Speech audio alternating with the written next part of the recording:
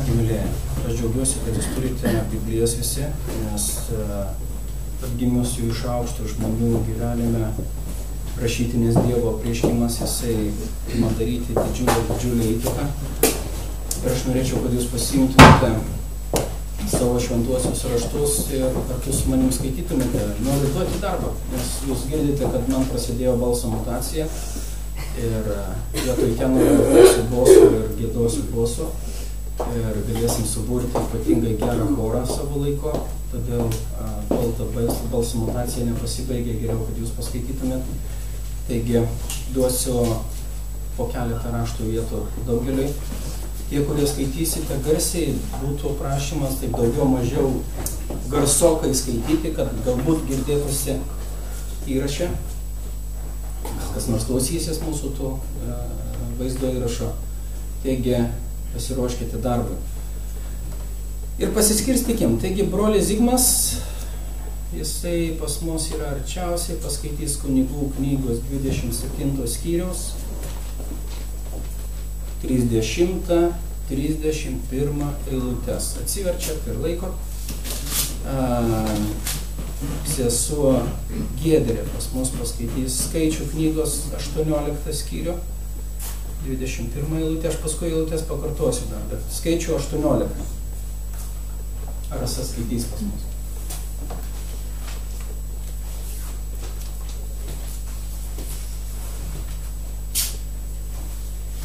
Įstatymų, tai pasakysiu kokią nuorodą. Įstatymo 12 skyrius, reikės 2 eilučių 10-12. Taigi, toliau.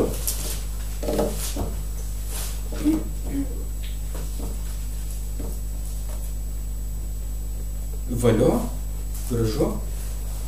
Dar galim duoti vienam, kas labai nori skaityti. Kas labai nori skaityti? Brolis Valerijus, toj pasakysiu.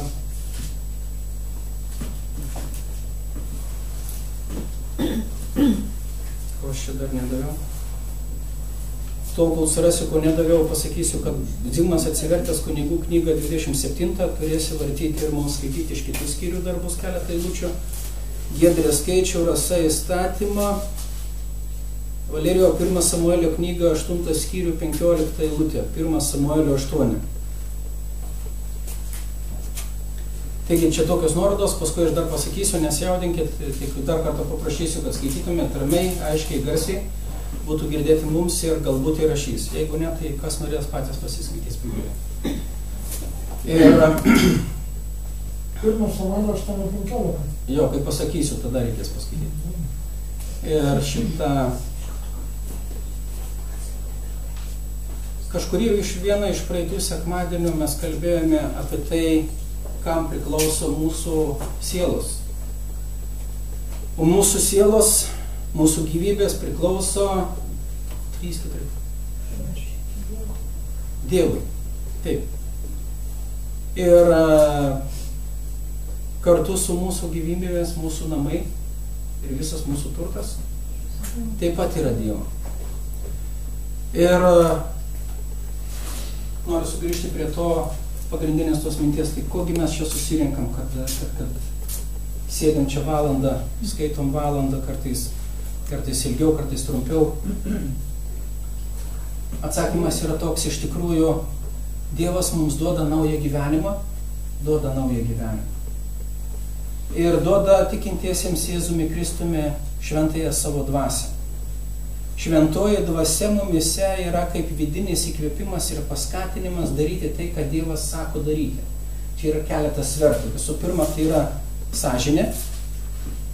Antras dalykas yra pažinimas Dievo žodžio, Dievo tiesos.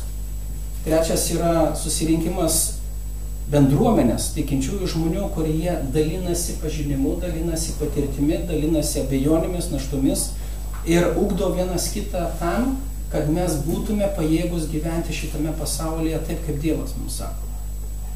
Mes mokomės gyventi. Ir mokomės iš tikrųjų dalykų, kurie arba skatina veikti, arba reguliuoja mūsų požiūrį, mūsų supratimą ir po to tik tai veiksmas yra. Tai šiandien dienai mes kalbėsim apie tai, kas turėtų būti nukreipta į mūsų supratimą, į mūsų protą ir po kurio laiko nusileisti iki širdies, kad tai taptų mūsų požiūriu ir mūsų gyvenimo būdu. Ir šiandien dienai mintis yra tokia. Nu, kam reikalingas Seno testamento įstatymas? Kam jis reikalingas?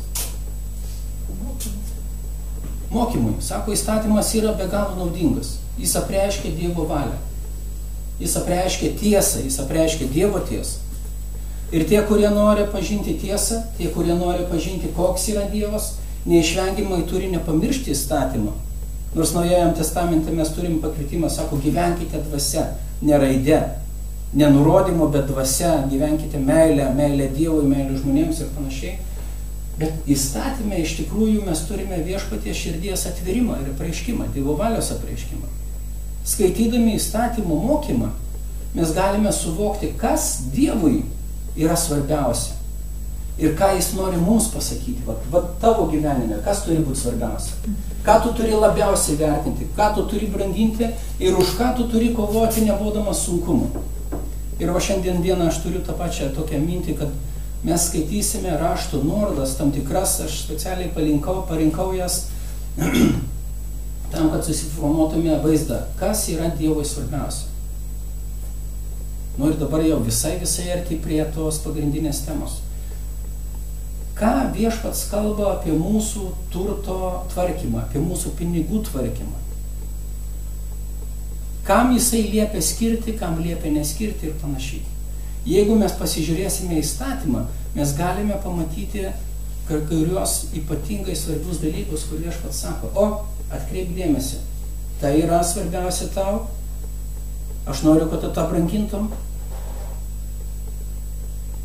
Ir pradėsim skaityti. Noriu priminti mūsų pagrindinę eilutę, kurią mes kalbėjome sekmadienį, kada kalbėjom apie Dievo duotą užduotį su turtu ir pinigais. Priminsiu Luko Evangelijos 16 skyriaus 10-12 eilutes. Jėzus kalbėjo mokytiniams ir sakė, kas yra ištikimas mažame dalyke, tas yra ištikimas ir dideliame. O kas neteisingas mažame dalyke, tas neteisingas ir dideliame. Jeigu nebuvote ištikimi tvarkydami neteisę mamoną, tai kas jums patikės tikruosius turtus? Ir jeigu jūs nebuvote ištikimi su svetimu daiktu, tai kas jums duos tai, kas jūsų? Mes daugiau mažiau apie tai kalbėjom. Lieka tik pasikrapštyti, atmintyje, prisiminti ir tas išvadas ir paraginimus. Nebesikartosim. O šiandien pereinu prie to, ką viešpats, kokius nurodymus viešpats duoda savo tautos žmonėms dėl pinigų ir pinigų panaudojimo. Tuo pačiu mes pasikartosime kai kuriuos dalykus ir apie aukas Dievui, apie privalomus dalykus, kuriuos Dievas kažkada buvo davęs žydams. Taigi, pradėkime skaitinius. Pirmoji rašto vieta, kurią kartu su jumis noriu prisiminti ir perskaityti, yra Kunigų knygos 20 skyriaus 30-31 eilutės. Prašau, Zimai. Visos javų ir vaisių derliaus dešimtinės yra viešpaties ir jam priklauso. Jei kas norėtų išpirkti savo dešimtinės, pridės 5 jų vertės dalį. Amen. Kuo skiriasi įstatymas nuo laisvės gyventi taip, kaip nori?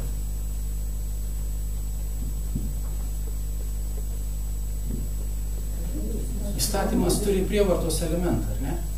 Įstatymas yra tam tikra prievarta. Ir va šitoj vietoj noriu akcentuoti tai, kas buvo pasakyta žydams. Akcentas. Sako, Dievo žmonės, jūs, mano pasirinktieji žmonės, jūs žydai, kada jūs aukojate dešimtines, jūs jas aukojate ne kunigams. Jūs jas aukojate ne šventyklos tarnavimui palaikyti. Jūs jas aukojate ne žmonėms, bet kam? Va čia šitoj vietoje yra ypatingas akcentas. Apie tą akcentą galima kalbėti dvasinę prasme ir ieškoti išminties, kodėl jos priklauso viešpačiui, kaip čia dabar jos viešpačiui priklauso. Nenoriu ties to ilgiau sustoti, nes ne tas tikslas dabar yra. Bet auka, 10 viso derliaus, viso pelno dalis priklauso viešpačiui. Sako, tai yra man.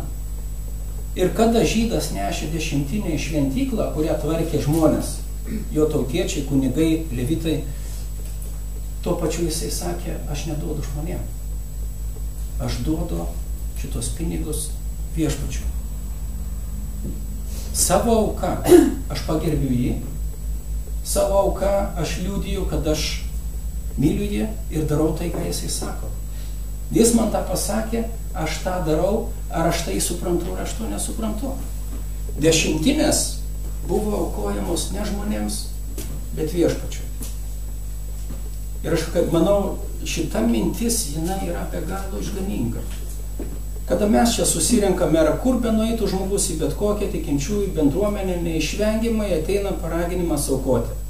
Ir arba yra paduodama indas kažkoks, talpa kažkokia, arba yra pasiūloma sudėti aukas į dėžutės, bet neišvengiamai tikinčiųjų bendruomenėse yra aukojimas. Ir ką dažniausiai mes žmonės mąstom tokiais atvejais? Kartais mes mąstom piktai, ar ne? Kartais mąstom piktai. Net ir mūsų čia buvime kartu. Kartais mes pasiduodam pikto mintim. Mes aukojame kam? Žmogui.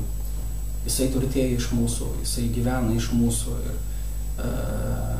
kai kurie sako, jis apiplišinėja žmonės, apgaudinėja juos, pasakoja pasakas ir va, lobsta iš jų ir panašiai. Va čia yra akcentas. Mes aukojame, mes darome tai, ką viešpats mums sako daryti ir paliekame viešpačiui susitvarkyti savo reikalus su tais, kuriuos jis paskyrė atsakingais. Amen? Taigi, 10 priklauso viešpačiui. Dar viena raštų nuoroda yra Skaičių knyga 18 skyrius 21 eilutė. Įsiklausykime atidžiai. Levitams atiduodu visas Izraelio 10 už tarnystę, kurią jie man atlieka susitikimo palapinėje. Amen. Aišku, reikėtų daugiau skaityti, aš trumpai pakomentuosiu. Kada viešpats pašaukė žydus būti savo tauta, jo žmonėmis, jis pagal savo pažadą žydus apgyvendino žemėje. Kiekvienai giminiai duodamas nuosavybę. Žemė gyventi ir dirbti ir turtėti ir panašiai. O štai Levio giminiai nedavė paveldėjimo, nedavė žemės teritorijos.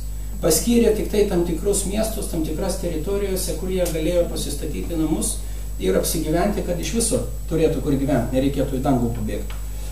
Taigi, jie neturėjo paveldo, bet viešpats sakė, jūs gyvensite iš tarnavimo man. Jūsų visas gyvenimas yra tarnavimas man. Jūs, levitai, nesate pašaukti dirbti žemės, statyti, kažką tai kurti, drožti, eiti žvejoti ir dar kažkas tai tokio. Sako, tai ne jūsų pašaukimas, tai ne jūsų darbas. Jūsų darbas yra tarnauti man, mokyti žmonės, gyventi taip, kaip aš jiems sakau, teikti žmonėms patarimų ir pamokymų iš manęs ir už tai aš jums atiduodu visos tautos aukojamas 10. Taigi 10 jų paskirtis buvo Levio giminės žmonėm, levitam ir kunigam. Iš 10 gyveno levitai ir kunigai. Dar vienas puikus dalykas, kuris, manau, bus tiesiog įdomus mums prisiminti, tai yra aukų įvairovė, kurią viešpats liudijo, kurią nurodė viešpats aukoti savo žmonėms žydam. Įstatymo knygos, pakartotas įstatymas, 12 skyrius, 10-12 eilutės. Ir skaitykim ir pasiklausykim. Bet kai pereisite per Jordaną ir apsigyvensite žemėje, kurią viešpats jūsų Dievas jūs duoda, ir kai turėsite taiką ir gyvensite ramybėje, tada į tą vietą, kurią viešpats jūsų Dievas išrinks savo vardui, atnešite visą, ką jis sakiau, deginamasias aukas, 10, jūsų pirmųjų vaisių aukas ir visą, ką būsite pažadėję viešpačiui. Ten viešpatės jūsų Dievo akivaizdoje Džiaugsitės jūs, jūsų sūnus ir dukteris, tarnai ir tarnaitės, taip pat ir levitai, gyvenantis jūsų miestuose, nes jie neturi jokios dalies nei paveldėjimo tarp jūsų. Amen. Nu, ir man patinka save palyginti su Seno testamento žydais. Žinot, aš aukoju dešimtinės, kartais aukoju papildomai, daugiau, mažiau, kaip ten išeina. Ir kartais būna tokia mintis, atiduodė 10% dalį savo pelno bendruomenėje renkamoms aukoms, ten dar misijom ar dar kažkam tai. Ir jautiesi tiek gero padaręs. Nu šaunuolis, 10% paaukoja. Ir jau šaunuolis, sako viešpats, plekšnoja per petį, o gerai, pasitikė manim. Ir aš dabar stoju į žydų poziciją ir skaitau įstatymo formų, įstatymiškai, kaip žydai gyvena. Pirmas dalykas tai yra, jie gyvena žmonės, kaip ir mes, dirbo, pelnėsi, skaičiavo, tikėjo Dievu, garbino taip, kaip Dievas liepia garbinti. Ir įstatymo būdu yra sakoma, tau teks aukoti gyvulių aukas. Ir tai bus kaltės aukos, susitaikymo aukos, padėkos aukos, pasišventimo aukos, neatsimenu dar kažkokios aukos. Vien aukos, jos turėjo būti arba užaugintos ir atiduotos viešpačiui paties žmogaus, o tai yra pelnas, arba nupirktos šventykloje, kad nereikėtų nešti, ir paaukotos vietoje. Vien religinis gyvenimas reikalavo žydų turto ir pajamų. Ir ką mes skaitome toliau tose raštų vietose? Viešpats nurodė, sako, šventyklai viešpačiui jūs aukosite visus pirmuosius vaisius. Ar tai būtų grūdai, javai, ar tai būtų sodai, ar tai būtų daržai, ar tai būtų bet koks kitas pelnas. Pirmieji vaisiai, patys geriausi dalykai, pati geriausia dalis atitenka viešpačiui. Pirma vaisiai. Pirmas gimęs sūnus pašvenčiamas viešpačiui. Pirma gimusi dukra išperkama ir tu neturi pasirinkimo. Pirmas gimęs gyvulys atveriantis įsčias, paukštis, nesvarbu kas, priklauso viešpačiui. Pirmieji vaisiai priklauso viešpačiui ir apie tai nėjo kalba. Nebuvo ginčijamasi, ar tu nori aukoti pirmavaisius, o gal tu nenori, gal tu šiandien prispaustas, gal tu šiandien skurdesnis esi ir mažiau turi, apie tai neina kalba. Viešpats sako, štai kokia yra tvarka. Dar daugiau, ar aukojimas ties to baigėsi? Žydai tikėjo galingą Dievą. Ir jie sakydavo, viešpatie, jeigu tu man duosi išdirbti 3 milijonus, tai aš tau atiduosiu 1 milijoną. Sako, įžadų aukos. Viešpatie, jeigu tu man padėsi nugalėti mano priešą ir apginsi mano teisės, tai aš tau padarysiu tą ir tą. Aukojim, įžadų aukos, taip? Ir dar daugiau buvo kai kurių uolių žmonių, kur įstatymas nereikalavo aukoti, bet tos aukos yra vadinamos laisvos valios aukomis. Tu nori pagerbti viešpatį, tu nori padėkoti viešpačiui, tu nori prisidėti prie kažkokių darbų, laisva savo valia tu gali su džiaugsmu ir dėkingumu dėkoti viešpačiui ir aukoti jam. Kiek iš jūsų norime būti žydais? Šiandien dienai. Ir gyventi įstatymu? Nelabai. Aha. Bet kokias galimybės mes turime. Jūs tik pagalvokit, kokias galimybės turime aukoti, kokie santykiai su viešpačiu gali būti, kiek gali plėstis viskas ir panašiai. Dar kartą noriu paskaityti vieną ypatingą raštą nurodą, įstatymo knygą. Kas įstatymo knygą buvo atsivertę? Pakartoto įstatymo knyga, Rasa, 14 skyrių atsivers. 14 skyrius galite versti kartu su mumis. 22, 29 eilutes. Neskubėdami ramiai pasiklausykime ir skaitykime.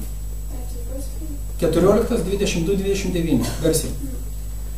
Duok dešimtinę savo derliaus kiekvienais metais. Dešimtinę javų, vyno bei aliejaus, galvijų bei avių pirmagimius valgyk viešpaties savo Dievo akivaizdoje toje vietoje, kurią jis išsirinks savo vardui, kad išmoktum bijotis viešpaties savo Dievo. Jei vieta, kurią viešpats tavo Dievas išsirinks savo vardui, bus labai toli ir negalėsi ten nugabenti 10 iš to, ko viešpats tave palaimino, tai viską parduok ir pinigus nusinešk į tą vietą, kurią viešpats tavo Dievas išsirinks. Už tuos pinigus nusipirk, kas tau patiks – galvijų, avių, vyno bei stiprių gėrimų ir visą, ko tik norėsi. Valgyk tai su visa savo šeima, viešpaties savo Dievo akivaizdoje ir džiaugis. Neužmiršk pas tave gyvenančio Levito, nes jis neturi dalies paveldėtoje žemėje. Kas 3 metai atnešk 10 tų metų derliaus į miesto sandėlius. Tai bus maistas Levitui, neturinčiam dalies paveldėjimui, taip pat ateiviui, našlaičiui ir našliai, kurie gyvena toje apylinkėje, kad viešpats tavo Dievas laimintų visus tavo darbus, kuriuos darysi. Amen. Taigi dar šiek tiek apie dešimtinės levitams, ar ne? Dešimtinės buvo skirtos kunigams. Levitai nuo savo gautųjų dešimtinio pagal viešpaties įsakymą turėjo aukoti dešimtinės Aarono sūnums vyriausiesiem ir kitiem kunigam, kurie atliko ypatingą tarnavimą šventykloje. Ir tai jiems būdavo užskaitoma kaip derliaus aukos, kas buvo žydams įsakyta, tą darė ir levitai. Ir ar atkreipėte dėmesį, koks buvo nurodytas tikslas dešimtinių aukojimų? Kodėl žydai turėjo aukoti dešimtinės? Amen. Įdomus dalykas, sako, tu aukosi dešimtinės, kad tu išmoktum bijoti Dievo, kad tu išmoktum gerbti jį, kad tu išmoktum paklusti jam. Dešimtinės yra mokymo dalykas ir naudingas dvasiniai brandai, dvasiniam augimui dalykas. Ir ar atkreipėte dėmesį, kas buvo aukojama kas 3 metai? Dviguba dešimtinė. Kiekvienais metais dešimtinė šventykloje kunigams, kas 3 metai dešimtinė į miesto sandėlius, kad? Kas būtų?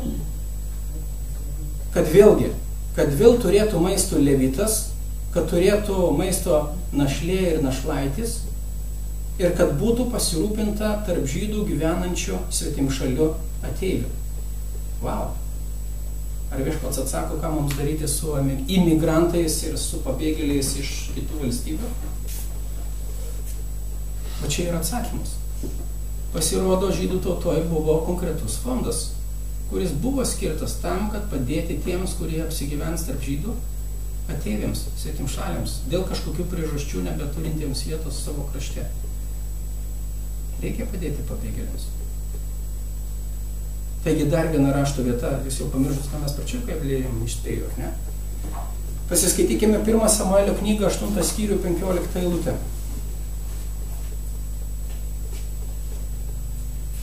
Be to, jis ims jūsų pasėlių ir vynuogynų vaisių 10 dalį ir atiduos savo valdininkams bei tarnams. Eina kalba apie karalių. Viešpats Dievas apreiškė žmonėms sakydamas, jūs norite karalius? Gerai, duosiu aš jums karalių, bet žinokite, kad šita tvarka pas jūs nebus veltui. Jums teks daryti tam tikras aukas tam, kad išlaikyti visą valstybinį aparatą. Ir kiek atima karalius? Nu, paskaičiuojam. 10% duodavo kasmet viešpačiui, kas 3 metai 10% šalpai miesto sandėlius, kad būtų maisto levitui, ateiviui, našliai. Kiekvienais metais 10% karaliui, tai jau 25 kokie procentai. 23,3. 23,3, nu, pridėkim dar kažką tai tokio, taip. Ir prisiminkime vėl. Aukos. Įžadai, laisvos valios aukos, ir pirmavaisiai, ir kiti dalykai. Visa tai taip pat buvo sakoma, kad reikia aukoti viešpaties vardo garbei. Galbūt jums teko girdėti apie šventyklos mokestį. Iš Naujojo testamento yra akivaizdu. Tam, kad pastatai būtų išlaikomi, kad šventykla būtų remontuojama ir puošiama. Žydai turėjo atskirai dar mokėti šventyklos mokestį. Ar jis buvo didelis ar mažas, negaliu pasakyti, matyt, nebuvo labai didelis, bet tai buvo mokestis, kurį žydai mokėjo. Ir toliau, man labai patinkantis dalykai. Pakartotų įstatymo knygos 15 skyrius. Pirmos 3 eilutės. Arba atsiverskite, arba pasiklausykite. Pakartotų įstatymo 15:1-3. Kas 7 metai atleidimo metai. Tais metais kiekvienas skolintojas tedovanoja skolininkų skolas, ar jis būtų artimas ar brolis, nes tai viešpaties atleidimo metai. Iš svetimšalio gali reikalauti, bet savo broliui turi padaryti. Aleliuja! Aleliuja! Garbė viešpačiui! Ar nenuostabus nurodymas? Įstatymas yra naudingas mokyti, taisyti, barti, kaip ir visas raštas, ugdyti pamaldume. Ir štai nurodymas. Kažkada žmonės klausė, viešpatie, kaip mylėti savo artimą? Kas yra tas mano artimas? Kaip mylėti savo artimą? Įstatymas sako, ar tu nori sužinoti kažką apie meilę savo artimą? Pažiūrėk, va taip atrodo meilė artimą. Dar viena rašto vieta, kurią noriu paskaityti kartu su jumis. Brolis Zimas atsivers Kunigų knygos 25 skyrių ir garsiai paskaitys mums 35-37 eilutes.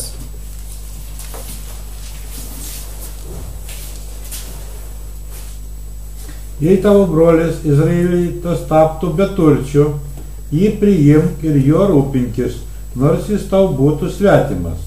Neimk iš jo palūkanų, bijok Dievo, tegul tavo brolis gyvena pas tave, neskolink jam pinigų už palūkanas ir neduok maisto siekdamas pasipelnyti. Brangieji, ar girdėjot nurodymą? Perkelkim šitą įstatymą į Lietuvą dabar. Ką tai reiškia mums?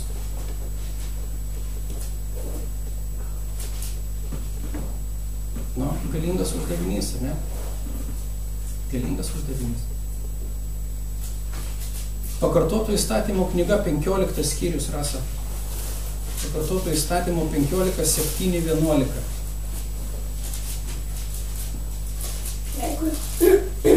Jei kuris tavo brolių gyvenančių žemėje, kurią viešpats Dievas tau duos, suvargtų, neužkietink širdies ir neužgniaužk prieš jį savo rankos, bet atverk jam plačiai savo ranką ir skolink jam, kiek reikia patenkinti jo poreikiui.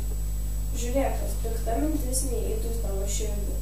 Nebetoli septintieji atleidimo metai ir neatstumtum beturčio brolio, nenorėdamas jam skolinti, kad jis nesišauktų viešpaties prieš tave ir tau nebūtų nuodėmės.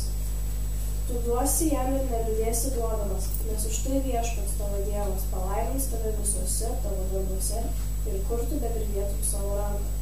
Beturčių visuomet bus krašte, todėl sakau, ištiesti ranką broliui ir beturčiui, kuris gyvena tavo šalyje. Amen. Amen. Amen. Brangieji, einam prie baigiamų išvadų tam tikrų ir noriu paklausti jūsų, ar džiaugiatės būdami, ar jau džiaugiatės būdami Naujojo Testamento tikintieji aukojimo atžvilgiu? Ar jau džiaugiatės ar dar ne? Džiaugiamės. Mano tikslas toks ir buvo, kad truputėlį mus kažkaip paguosti ir nuraminti, nes mes taip dažnai sakom, džetus tu mano, kur be nueisiu, visur pinigų reikia. Aš jau čia skaičiuoju, aš čia planuoju, aš čia dėliojusi, taip tai nueik į bažnyčią ten, kur žmonės turėtų mylėti mane, patys man turėtų kažką duoti. Ten atsistoja mokytojai, pastoriai ir kas tik tai netingi ir sako, prisidėk ten, duok ten, aukok. Ir taip gražu galvoti, bus uolus, paaukosiu 10. Įdėjom 10, čia buvo seniau galbūt pas mus tokios nebrandžios mintis, kad paaukosiu 10 litų, Dievas žadėjo man grąžinti 100. Aha, geras, tvarko. Viešpatie, paaukojau 10, dabar laukiu. Jeigu paaukosiu 100 litų, jis man duos 1000, jau galiu šį bėtą nusipirkti. Ir arba biznio dalykas, arba tiesiog jausmas, koks aš 10 aukoju. Atsimenat, kaip rašto žinovas, kuris stovėjo šventykloje, sakė, Viešpatie, dėkoju tau, kad aš net toks žmogus, kaip va šitas muitininkas, ir pasninkauju, ir 10 aukoju nuo visko, ką tik tai turiu, ir aš džiaugiuosi, kad tu man duodi tą galimybę taip daryti. Ne? Ir aš manau, kad kartais pas mus ta kepurė taip ir pakyla. 10 aukoju, nuostabu. Ką ypatingo tu darai? Ar tai yra viskas, ką Viešpats nori, ko Viešpats nori iš tavęs sulaukti? Pasižiūrėk į žydus. Pasižiūrėk į žydus, ką jie darė.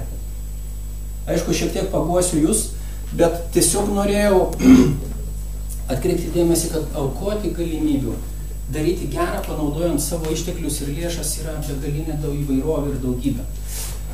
Ir tam tikras priminimas toks. Kada žydų tauta įėjo į pažado žemę, valdymas jų buvo taip vadinamas teokratinis. Kunigai turėjo ypatingą įtaką ir ypatingą valdžią. Viskas buvo organizuota žmonių tarpe per kunigus, per jų tarnavimą. Buvo aukojamas 10, kad tarnautų kunigai, buvo aukojamas 10, kad rūpintųsi arba kunigai, arba paskirti žmonės šalpa ir visi kiti dalykai. Ir žydų įstatymas padarė didžiulę įtaką visam pasauliu. Mūsų Lietuva, ar atkreipė dėmesį, kad nors, mūsų Lietuva stovi Dievo įstatymo pagrindu. Valstybė yra perėmusi funkcijas, kurios buvo duotos atlikinėti konkrečiai žydams kiekvienam žmogui. Šiandien dienai mes turime šalpos fondus valstybinius, taip? Mes mokam kažkokius mokesčius, kažkokią dalį, jie eina į fondus, socialinės paramos, visus kitus dalykus. Ir valstybė, kadangi mūsų valdžia yra tokia, kaip vadinama, karališka valdžia, valstybė atlieka šitas šalpos funkcijas, globos funkcijas ir perima dalį tų aukojimų. Mes tiesiog atiduodam jau mokesčių pavydalę valstybei ir ten. Ir šiandien mes galim pasiguosti, kad atkrenta mano įstatyminė pareiga atiduoti 10 šalpai. Bet kas netrukdo asmeniškai veikti šitoj srity? Kasgi mums trukdo asmeniškai sakyti, Viešpatie, aš turiu, man užtenka, aš galiu skirti tam, kad padėti kitiems. Galiu skirti. Ir galim daryti šitus darbus, kaip Viešpats Jėzus ir sako tą daryti, taip, nežiūrint valstybės. Taigi, ir užbaigsiu pagrindinėmis tiesomis tokias apie tai, ko šitas įstatymų mokymas apie aukojimą ir pinigų turto panaudojimą moko mus asmeniškai. Noriu pabrėžti, įstatymo metu nebuvo klausimo, ar tu nori, ar tu nenori, ar tau patinka, ar nepatinka. Jeigu tu gimėjai Dievo tautos nariu, tu privalai laikyti šitų įstatymų. Jeigu tu nesilaikai, bausmė tau, vargas tau, Viešpaties akivaizdoje nusikaltimas tavo asmenyje yra prieš jį ir pats Viešpats tvarkysi su tavim, galų gale yra paskirti tie, kurie sudraudžia tuos, kurie nesilaiko įstatymų. Tai buvo pas žydus. Taip? Ir ką Viešpats tuo nori mums pasakyti? Ką Viešpats mums nori pasakyti? Dievui svarbiausias yra kas toks? Paklusnumas. Tu esi svarbiausias. Tu esi svarbiausias. Kaip ten bebūtų didžiausią dalį tavo pajamų, Viešpats palieka tavo pačiam. Tarkim, labai grubiai sakysiu, Dievas paima 30% visiem dalykam, ne? 70% palieka tau. Tu jam esi svarbiausias. Jisai sako, aš myliu tave ir aš rūpinuosi tavimi ir aš duosiu tau valgyti ir gerti, pasitikėk manimi, mokykis bijoti manęs, mylėti mane, nes per šventąją dvasią aš jau truputėlį į šios laikus pereinu, per meilę išlietą šventosios dvasios į mūsų širdis. Sako, mylėk mane, pasitikėk manimi ir aš parodysiu tau savo malonę. Tau nebereikia gyventi rūpinantis, kaip ten bus, ką valgysiu, ką gersiu, ką valgys mano vaikai, ką gers mano vaikų vaikai ir panašiai. Pasitikėk manimi. Nuo manęs priklauso šitie dalykai. Taip? Ir kada tu pasitiki viešpačiu, sako, tu esi laisvas panaudoti pinigus ne savo, bet kitiems. Tu įgyji laisvę aukoti ir ne tik dešimtines, bet ir visą savo turtą paaukoti viešpaties vardu gali. Ar esat skaitę knygą Vienuolis, kaip ten? Vienuolis, kuris pardavė Ferrari, ar ką ten? Nuvairavo. Kuris pardavė Ferrari. Šita yra knyga apie tai, kad iš tikrųjų tikėjimu tu gali įgyti fantastinę ir nepažintą laisvę nieko nebijoti. Viešpats pažadėjo tavimi rūpintis, pasitikėk juo. Gali sakyti, nu ką tai reiškia? Ką tai reiškia?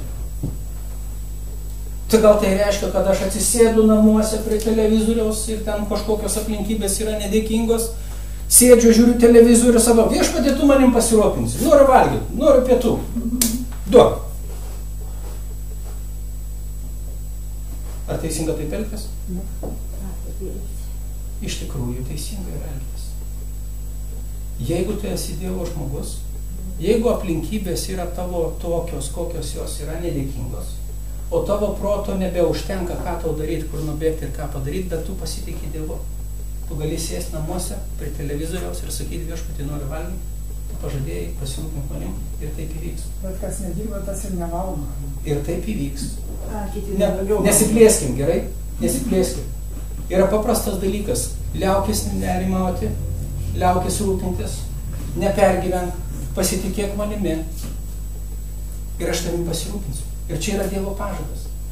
Čia yra Dievo pažadas. Bet ar mums trūksta, ta prasme, ar mums užtenka tokio pasitikėjimo ir tikėjimo? Žinot, mano mažytė dukra auga ir aš ją truputėlį lepinu ir viena iš savybių jos yra, jinai nemėgsta laukti. Kada pasako duok, skaičiuoja iki 3, 1, 2, 3, nedavai, neduodi man! Jokios kantrybės laukti, aš esu pakentiek, bet žinot, kol jinai kenčia, man tenka klausytis galingo riksmo. Ir tas mane erzina kartais. Bet aš noriu pasakyti, kad greičiausiai ta pati savybė ir pas mus yra. Viešpatį daug šiandien, negausiu šiandien, viso gero išeinu. Ir kantrybės tokios, kad sulaukti viešpatės palaiminimo, mums kartais ima ir pritrūksta. Bet dar kartą pakartosiu, būna tokios aplinkybės, kurios yra dėkingos pergyventi Dievo stebuklui. Neturi, negali, bet pasitikė, šaukiesi jo ir lauki išvadavimo ir vyks šitas stebuklas. Ir krikščionių gyvenime yra tokių liudijimų. Svarbiausias esi tu. Viešpats rūpinasi tavim. Antras dalykas, ko jisai trokšta ir ką jisai sako, antras svarbus dalykas yra, atsimenat, kam buvo renkamos dešimtinės? Ne. Šalpai taip pat, bet kas 3 metai, kas reiškia, kad kas metai tai tik tai 4%. Didžiausia dalis aukojo kam? Kunigam ir karaliui. Brangiai, kodėl kunigam? Kodėl kunigams neverta užsiimti žemės ūkio statybomis ar dar kažkokiu bizniu kažkokiu? Tam aš te parašyta, jeigu kunigas negau dešimtinio, jis dirbti. Ateini į bažnyčią, nėra kunigo. Kur sužino tiesą dabar? Taip. Noriu va šitą atkreipti dėmesį. Viešpats sako, brangink pažinimą, brangink tiesą, brangink išmintį kaip auksą, kaip sidabrą. Atsimenat Patarlių knygą, Ekleziastų knygą. Ten yra didžiulis akcentas. Tas, kuris turi pažinimą, turi akis. Tas, kuris neturi, aklas. Ir daug visokių kitokių dalykų. Ir Viešpats sako, dešimtinės yra ne tam, kad jūs kažkokiu būdu prispausti, apiplėšti, valdyti, bet kad būtų sudarytos tau ir man sąlygos Dievo tiesai pažinti. Kad būtų išlaikomi mokytojai, evangelistai, tarnautojai, darbuotojai. Ir gražus pavyzdys ir mūsų bendruomenės. Įsivaizduokit, mes turim pinigų, ar ne? Mes turim pinigų. Ir pavyzdys, viena sesuo kažkada dirbo su vaikais. Ir kaip atrodė gyvenimas? Darbas namai, darbas pamokėlė. Darbas namai, darbas pamokėlė. Kiek laiko reikia pamokėlė pasiruošti? tarp visų kitų dalykų, gal 3 valandos, 4 valandos, pusdienis galbūt kažkoks tai lieka, ar ne? Ką gali padaryti per tiek laiko? Ir kitas dalykas, ką gali padaryti, jeigu tu gali pasišvęsti 10 valandų per dieną, paruošti, apgalvoti ir veikti, dirbti šitą darbą. Ką gali padaryti? Aš manau, kad skirtumas yra didžiulis. Ir tai bet kurioje srityje. Įsivaizduokit, yra pianino grojantis asmuo, ne? Ir jam reikia užsidirbti pragyvenimui, dar namuose pabūti, šeimoje pabūti. Ir dar reikia sugalvoti, kaip akompanuoti ir kaip paruošti kokią nors gražų dalyką bendruomeniai palaikyti. Ir staiga atsiranda, klausyk, būk mūsų muzikinis tarnautojas ir vadovas. Mokėsim tau tiek ir tiek, ar ne? Ir žmogus turi laisvę pasišvęsti šitam tarnavimui. Ar jaučiat skirtumą? Ir taip visuose dalykuose. Visam tam reikalingi ir šiandien pinigai. Mes viską matuojam pinigais. Galime ir kitais būdais. Mes galim tarnautojai apmokėti visus mokesčius, ar ne? Ir palikti jam šiek tiek dar duonai. Viską apmokam ir duodam duonai. Darbuokis. Tarkim, maistui gal reikės tik tai, kiek reikia maistui. Nedaug. Vietoj to, kad mokėti 500 eurų, duodam jam 100 eurų. Bet visą kitą apmokam. Lakstyk sau linksmą, darbuokis. Galima ir taip. Galima apmokėti automobilio išlaidas, benzino, amortizacijos mokesčius ir visą kitą, ne? Ir žmogus yra laisvas. Įvairiai galima rūpintis tarnautojais. Bet ką noriu atkreipti dėmesį, įstatymas mokina tai, kas yra svarbu. Brangink tiesą ir prisidėk prie jos pažinimo ir skleidimo. Prisidėk. Klausimas tau, ar tu gali prisidėti prie tiesos pažinimo ir skleidimo tik bažnyčioje? Ar tik bažnyčioje? Prie kokių darbų tu gali prisidėti? Prie žmonių lavinimo dalykų, ar ne? Mokymo dalykų. Prie kultūrinimo dalykų. Kad žmonės išmoktų elgtis. Kad žmonės išmoktų gerbti ir mylėti vienas kitą. Ir panašus dalykai.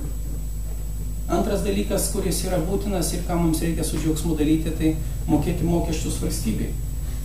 Ta prasme, valstybės aparatų išlaikymui. Pagal šventą raštą yra sumanymas toks, kad karalius ir jo visas aparatas, valstybė ir visas valstybinės aparatas atstovauja žmonėms Dievą. Prižiūri tvarką, baudžia tuos, kurie daro piktą, gyria tuos, kurie daro gerą. Labai grubiai, taip, ir kai kurios kitus darbus daro. Ir tai yra pliusas. Man nereikia pačiam gintis, man nereikia su šautuvu lakstyti, man nereikia naktimis budėti. Yra įstaigos, yra organizacijos, kurios rūpinasi visais šitais dalykais. Aš moku mokesčius ir tai yra protinga. Ramybė ir tvarka. Nusikaltėlio nubaudimas, gero žmogaus pagirimas turi būti mūsų interesas. Tai yra svarbu. Kas dar trečias dalykas, kas yra svarbus viešpatyje, jau buvo paminėta, tai yra šalpa. Tai yra pagalba vargstantiems. Ir va šitoj vietoj viešpats sako, va čia yra dalykai, kurie yra svarbus ir aš noriu, kad jūs žinotumėte. Įstatymas jūs ugdo. Pagrindinis kvietimas yra mylėk viešpatį Dievą. Mylėk viešpatį Dievą. Antras yra mylėk savo artimą. Viešpatį Dievę, kaip tave mylėti? Atsakykit jūs. Koks yra atsakymas?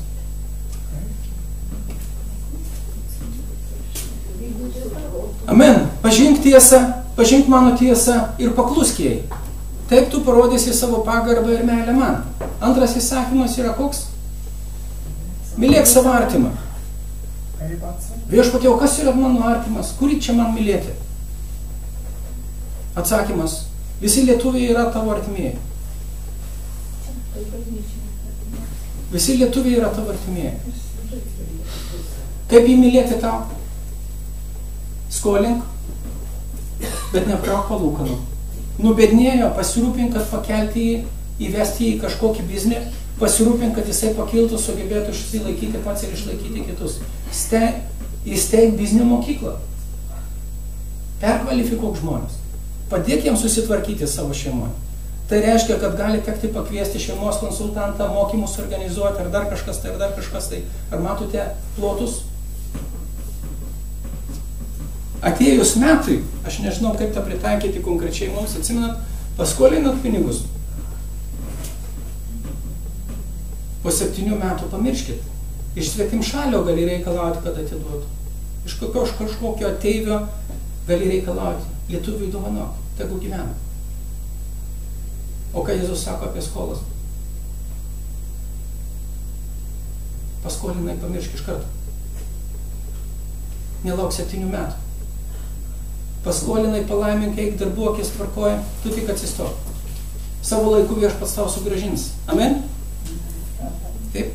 Taigi, o šitas lėšų paskirstimas, jis šį bei tą liudija. Taigi, svarbiausia prisidėti prie tiesos pažinimo dalykų, prie Viešpaties tiesos skelbimo dalykų, prie žmonių švietimo bendrai, ugdymo, kultūrinimo, kad jie taptų supratingesni. Nevaikščiotų vien savo žemiausių geismų vedžiojimą. Ko aš noriu? Pavalgyt noriu, neturiu. Pas ką yra? Pas kaimyną. Ką daryti? Eit pasiimti. Reikia truputėlį kažkaip praplėsti smegenis, praplėsti šviesos įleisti tenai. Čia reikia darbo, ar ne? Taigi tiesos pažinimas. Antras dalykas valstybės išlaikymas. Trečias dalykas meilė savo artimui, meilė artimui. O čia yra dalykai, kur jūsų turtas turi būti orientuotas. Visą tai kalbu kam? Viešpats sako, aš jums duodu ir noriu, kad jūs suprastumėt, kur dėti tos pinigus. Kur dėti pinigus? O kokia situacija gali būti pas mus? Aš turiu, aš dar noriu. Čia pasaulietiniai būdai. Pats pelningiausias dalykas yra pasinaudoti vergų darbu tam, kad praturtėti. Tada tik tai palaikai gyvybę ir nieko daugiau neduodi. Ne? Vergų darbas yra pats pelningiausias. Bet Biblijoje Viešpats smerkia vergų darbą ir naudojimas vergais iš tikrųjų.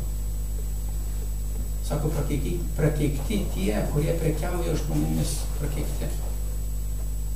Vadinasi, reikia mokėti atlyginimą.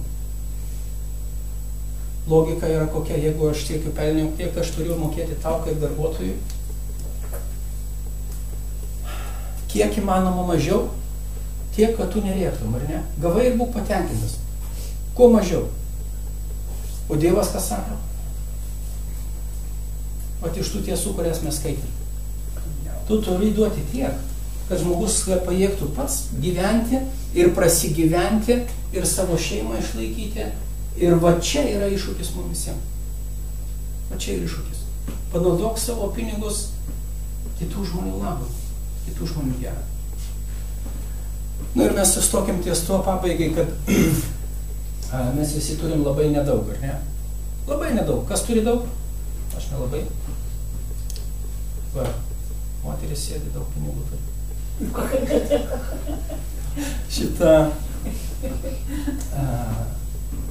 Ką mes galim padaryti su tais pinigėliais, kuriuos mes turime? Mes galim turėti va tiek. Bet Viešpats sako, brangusis, pasitikėk manimi. Nors tu ir te turė 100 eurų. Turėk galvoj, kad aš vis tiek noriu, kad tavo širdis būtų su manimi, manyje ir mano tiesoje. Ir aš noriu, kad tu ir mažai turėdamas, bet prisidėtum prie tiesos pažinimo ir skleidimo, prisidėtum prie mokytojų, tarnautojų, dvasininkų išlaikymo. Noriu, kad tu bent šiek tiek prisidėtum prie tvarkos ir ramybės palaikymo. Noriu šiek tiek, kad tu prisidėtum prie šalpos ir pagalbos vargstantiem. Todėl tu gali numatyti euriuką, 2, 3 ir duoti ten, ir prisidėti prie to, ir paaukoti ten. Ir Viešpats, atsimenat, ką įstatymė sakė? Jeigu tu pasitikėsi manimi, jeigu tu taip darysi, jeigu tu duvanosi, atsimenat, jeigu tu duvanosi skolas ir nereikalausi iš savo artimo, laiminsiu aš tave, duosiu tau ir tau bus gerai. Amen? Ir va šitoj vietoj niekas iš tavęs nereikalauja, kad tu atiduotum 70% savo pajamų dalies kažkam tai, tame tarpe bažnyčiai. Niekas to nesako. Turėk. Bet turėk Dievo širdį savyje. Turėk Dievo mintį savyje. Štai yra tavo gyvenimas. Su tuo mažu, ką tu turi, sudalyvauk gerame darbe. Ir pažiūrėk, ar viešpats tau neatvers dangaus užtvankų, ar nepalamins tavęs, ar nepadaugins tavo nuosavybės tam, kad tu galėtum ją panaudoti taip, kaip Dievas nori, kad būtų naudojama. Svarbiausia tiesa, mokytojai, meilė savo artimui, sakyčiau šiek tiek, valstybinės tvarkos palaikymas. Tai yra svarbu ir Dievas sako, va taip viskas turi būti. Ir pati didžiausia paguoda, kad niekas nelaksto iš mūsų paskos ir nesako, ei, kur tavo pirmavaisiai, o kur laisvos valios aukos, įžadą padarėjai ir atidavėjai, ir tu iš viso privalai aukoti ir savo namus pašvęsti bažnyčiai. Jūs jau pavargot, nereaguojat. Jūs neprivalote savo namų pašvęsti bažnyčiai. Sakykit, garbė Dievui! Aleliuja! Niekas nereikalauja, niekas neatima mano namų, ar ne? Bet turėkit galvoti, tavo namai yra viešpaties ir jie turi būti panaudoti viešpaties garbiai. Turėk šitokią širdį. Paskutinis klausimas tavo asmeniškai namuose yra čia. Mes turėjome pamatyti šiandien dienai, ką viešpats sako apie turto ir pinigų panaudojimą, ką jis labai vertina ir brangina, kam jis liepia skirti savo dėmesį, savo širdį ir savo pajėgą išsaugoti, skatinti, palaikyti. Tiesa, mokytojai, meilė artimui, valstybė. Ką mes su tuo, ką turime, galime padaryti bažnyčioje, visuomenės atžvilgiu, kitų žmonių atžvilgiu. Ką mes galime padaryti vargšo atžvilgiu, kokius darbus galime padaryti su tuo, ką mes turime. Kaip mes galime prisidėti prie ramybės ir tvarkos įtvirtinimo mūsų mieste, rajone, Lietuvoje.